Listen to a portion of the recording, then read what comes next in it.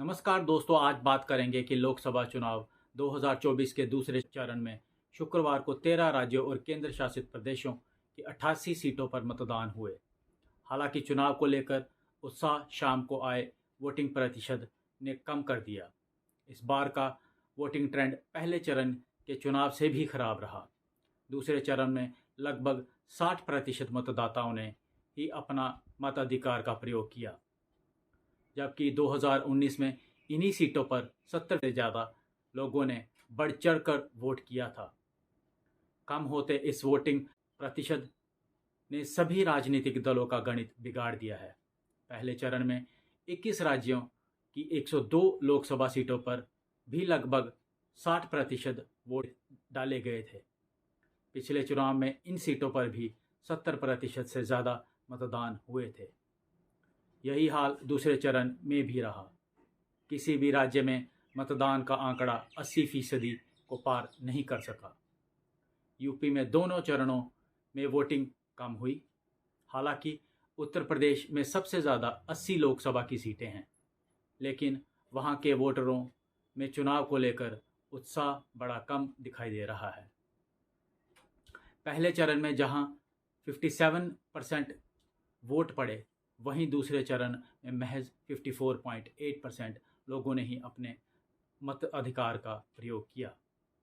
जानकारों की मानना है कि किसके पक्ष में ज़्यादा वोट गए हैं, इस ट्रेंड से निकलना काफ़ी मुश्किल है। चुनाव और राजनीतिक रूप से सजग कहे जाने वाले बिहार में भी इस बार मतदाता वोट को लेकर काफ़ी निरस दिख रहे हैं। पहले चरण में जहां 48% लोगों ने वोट किए, वहीं दूसरे चरण में 54.9% मतदाताओं ने अपने मताधिकार का प्रयोग किया। कई लोग बिहार में कम वोट प्रतिशत को मौसम और पलायन से जोड़कर भी देख रहे हैं। कम मतदान से कम मार्जिन वाली सीटों पर असर। मतदान प्रतिशत कम होने से कम मार्जिन वाली सीटों पर इसका सीधा असर पड़ता है। 2019 में 75 सीटों पर नज़दीकी मुकाबला था।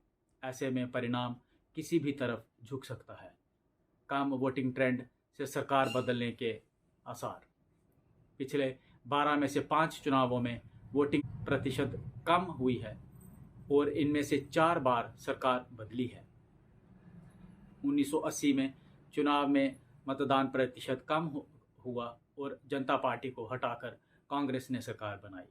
वहीं 1989 में मत गिरने से कांग्रेस की सरकार चली गई। केंद्र में वीपी सिंह की नेतृत्व में सरकार बनी। 1991 में भी मतदान में गिरावट के बाद केंद्र में कांग्रेस की वापसी हुई। हालांकि 1999 में वोटिंग में गिरावट के बाद भी सत्ता नहीं बदली। वहीं 2004 में एक बार फिर मतदान में गिरावट का फायदा विपक्षी दलों को मिला। 2 चरण में ही बीजेपी ने मान ली हार। आखिर बीजेपी की दुर्गति का कौन है जिम्मेदार? बीजेपी का अहंकार बीजेपी को ले डूबा। चुनाव से पहले ही 400 पार का नारा लगाने वाली बीजेपी ने दूसरे ही चरण में हार मान ली है। लंबी फेंकने वाले प्रधानमंत्री का चेहरा सूख कर लटक गया है। जनता ने दोनों चरणों में बीजेपी को जमकर लपेटा है। चुनाव से पहले बीजेपी के नेता कहते थे कि मोदी के नाम पर तो कोई भी जीत जाएगा, मगर अब हालात ये हैं कि मोदी के कई मंत्रियों की जमानत भी जब्त होती दिख रही है। चुनाव के दूसरे चरण में 13 प्रदेशों की 88 सीटों पर चुनाव हुआ। राजनीतिक पंडितों की माने तो यहाँ बीजेपी को मात्र 28 सीटें भी मिलना मुश्किल लग रहा है। इससे पहले चुनाव के पहले चरण में 19 अप्रैल को 102 सीटों के लिए मतदान संपन्न हो चुका है। इनमें से 51 सीटें 2019 में एनडीए गठबंधन ने जीता था, मगर अब की बार बीजेपी को मात्र 30 सीटें ही मिलती मुश्किल लग रही हैं। पहले चरण के लिए हुए मतदान में 60% लोगों ने ही अपना मतदान किया था, जबकि इसके पूर्व 2019 में मतदान का प्रतिशत 66% रहा था। बीजेपी के हवाई प्रचार और मीडिया की स्थायी गोदी के बाद भी मतदान कम होना बीजेपी के लिए चिंता का विषय बन गया है। अगर प्रदेशवार बात करें तो हालात ये हैं कि असम की 5 सीटें, यहाँ इंडिया गठबंधन को 4 सीटें मिल रही हैं, जबकि बीजेपी को सिर्फ 1 ही सीट मिल रही है। बिहार की 5 सीटें, यहाँ कांग्रेस को 3 और गठबंधन को कुल मिलाकर 4 सीटें मिल रही हैं, जबकि बीजेपी को सिर्फ 1 ही सीट मिलती दिख रही है। छत्तीसगढ़ की 3 सीटें, यह तीनों सीटें कांग्रेस की झोली में जा रही हैं। जम्मू कश्मीर की 1 सीट, जम्मू कश्मीर की सीट पर बीजेपी की बुरी हार हो रही है। कर्नाटका की 14 सीटें, यहाँ कांग्रेस को 14 में से 10 सीटें मिल रही हैं। केरल की 20 सीटें, पिछले चुनाव में यहाँ कांग्रेस ने 20 में से 15 सीटें जीती थी, इस बार 19 सीटें मिलने का अनुमान है। मध्य प्रदेश की 6 सीटें, यहाँ से कांग्रेस को 3 और बीजेपी को 3 सीटें मिलने की उम्मीद है। महाराष्ट्र की 8 सीटें, यहाँ इंडिया को 6 जबकि एनडीए को सिर्फ 2 सीटें मिलने की उम्मीद है। राजस्थान की 13 सीटें, यहाँ से कांग्रेस को 9 जबकि बीजेपी को सिर्फ 4 सीटें मिलने की उम्मीद है।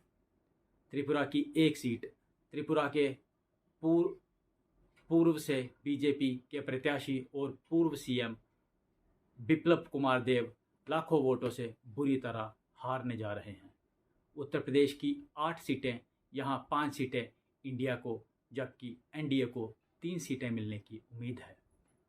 पश्चिम बंगाल की 3 सीटें, यहाँ तीनों सीटों पर बीजेपी की बुरी हार लगभग तय मानी जा रही है। बीजेपी की हार का कारण इलेक्टोरल बॉन्ड से लेकर मंगलसूत्र तक मोदी जी और बीजेपी की असलियत जनता जान गई है। इस बार जनता ने बीजेपी को हराने के लिए वोट दिया है। राजस्थान और यूपी में राजपूतों ने बीजेपी को सबक सिखाने का जो फैसला किया था, उसका असर चुनाव में सीधा सीधा देखा जा रहा है। यही कारण है कि दूसरे चरण में भी इन दोनों प्रदेशों में बीजेपी का बड़ा नुकसान हुआ है। यूपी, राजस्थान, मध्य प्रदेश, छत्तीसगढ़ और महाराष्ट्र में दलित और आदिवासी समुदाय की जनसंख्या काफ़ी अधिक है। संविधान और आरक्षण को बचाने के लिए इन लोगों ने इंडिया को जमकर वोट दिया। मणिपुर हिंसा की वजह से पूर्वोत्तर की जनता बीजेपी से ज़बरदस्त तरीके से नाराज़ है। बीजेपी को असम मिज़ोरम विवाद के कारण मानते हुए असम जनता ने बीजेपी को झटका दे दिया है। मतदाता हिंदू मुसलमान की जगह बेरोजगारी, महंगाई, भ्रष्टाचार, तानाशाही के खिलाफ कांग्रेस और इंडिया को वोट दे रहे हैं। 2 चरण के मतदान के बाद ये कन्फर्म हो चुका है कि मोदी जी और भाजपा कितना भी हिंदू मुसलमान कर लें, देश का जागरूक मतदाता अब भटकने वाला नहीं है। देश की जागरूक जनता समझ चुकी है कि मोदी जी और बीजेपी ने 10 सालों में जुमले के सिवा कुछ नहीं दिया। हालांकि इन सभी आंकड़ों की पूरी तरह पुष्टि नहीं की जा सकती, क्योंकि ये आंकड़े रुझानों पर आधारित हैं और अलग अलग सोर्सेस के माध्यम से इन्हें प्राप्त किया गया है। और हाँ दोस्तों, जाते जाते चैनल को सब्सक्राइब करके बेल आइकॉन को ज़रूर दबा दें, ताकि आपको ऐसी ही इंटरेस्टिंग और नॉलेजेबल वीडियोस का अपडेट सबसे पहले मिलता रहे और आप इसी तरह अपनी नॉलेज को अपग्रेड कर सकें। धन्यवाद। जय हिंद, जय भारत।